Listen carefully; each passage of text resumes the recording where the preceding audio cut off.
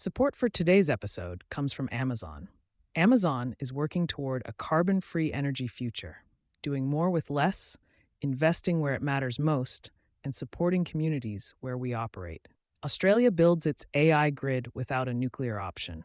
Australia's data center electricity demand is accelerating rapidly as AI and cloud investment concentrate in New South Wales and Victoria, but federal law keeps nuclear generation outside the country's available planning options entirely. Australia's data center electricity demand is accelerating rapidly as AI and cloud investment concentrate in New South Wales and Victoria. According to country-level estimates attributed to Gartner, national data center electricity consumption is projected to rise from approximately 4.5 terawatt-hours in 2025 to 6.2 terawatt-hours in 2026, a roughly 38% increase. Gartner's publicly released global forecast separately puts worldwide data center electricity consumption at 565 terawatt-hours in 2026, up 26% from 447 terawatt-hours in 2025. Unlike the United States and several other markets where utilities and technology companies are exploring reactor restarts, advanced nuclear projects, or new private sector participation, Australia cannot include commercial nuclear generation in its grid planning at all. Federal law has prohibited commercial nuclear power plants since 1998, and that prohibition remains in place today. Demand is concentrating faster than grid planning anticipated. New South Wales has emerged as the country's clearest pressure point. The state's Investment to Delivery Authority selected 15 data center projects worth a combined $36.37, a $51.9 billion for support through its accelerated investment process on March 27th. And state planning consultation material identifies 44 projects representing approximately 11.4 gigawatts of proposed capacity in the development pipeline, nearly 4 times Eraring's 2.9 gigawatt nameplate capacity. Though not all proposed projects or requested load will necessarily be built or operate simultaneously.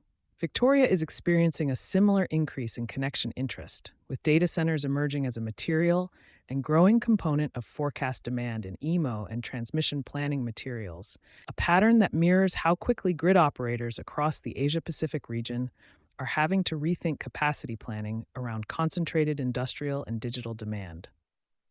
Why nuclear isn't part of the answer. Australia's federal prohibition is embedded in legislation adopted in 1998 and 1999.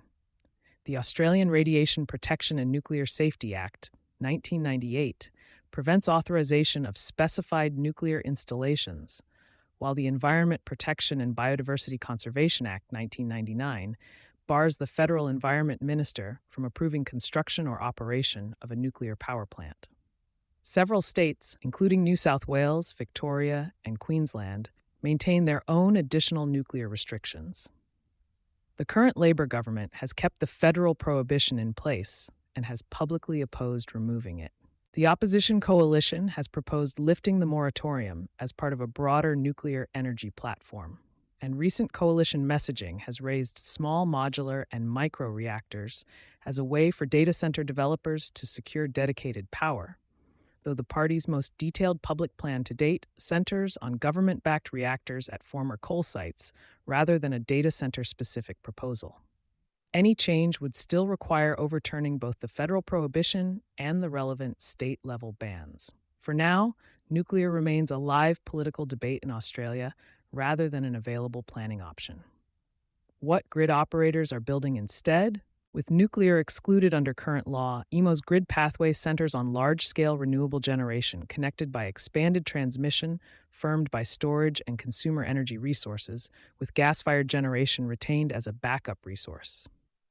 EMO's final 2026 Integrated System Plan, published in June, reaffirms this as the least-cost path to reliable supply through 2050 as coal plants retire and electricity consumption nearly doubles. Separately, the Australian Energy Market Commission proposed draft technical rules in March requiring large loads, including data centers, to maintain operation through certain grid disturbances rather than disconnecting automatically. A final determination is not expected until later in 2026. That proposal responds directly to a documented incident, not a hypothetical one. In July 2024, 60 data centers in Virginia disconnected roughly 1,500 megawatts of load within milliseconds during a single grid fault, an event the AEMC cited directly in justifying similar ride through requirements. Grid operators elsewhere have proposed for the same reason. AI workloads can shift demand fast enough to destabilize frequency and voltage if too many facilities disconnect at once. What this means for companies evaluating Australia. Australia lacks access to one firm, low-carbon generation option that some competing markets are trying to preserve, restart, or develop. But nuclear's value in current site selection decisions remains largely prospective. Most new nuclear projects elsewhere, including in the United States, are still years from commercial operation, and few offer a timeline that lines up with an active data center build. That makes Australia's immediate competitive test less about nuclear versus renewables and more about whether a grid strategy built on renewables, storage, transmission, and gas backup can deliver firm, reliably energized connections fast enough to match project timelines without raising reliability or consumer cost risk in the process. That comparison, not the moratorium debate itself, is the one site selection teams have the most direct reason to track. Sustainability Soundbites energy coverage is sponsored by Amazon. Visit the link in our show notes to learn more about Amazon's spotlight on energy. For sponsorship opportunities with Environment and Energy Leader, please reach out to a member of our team.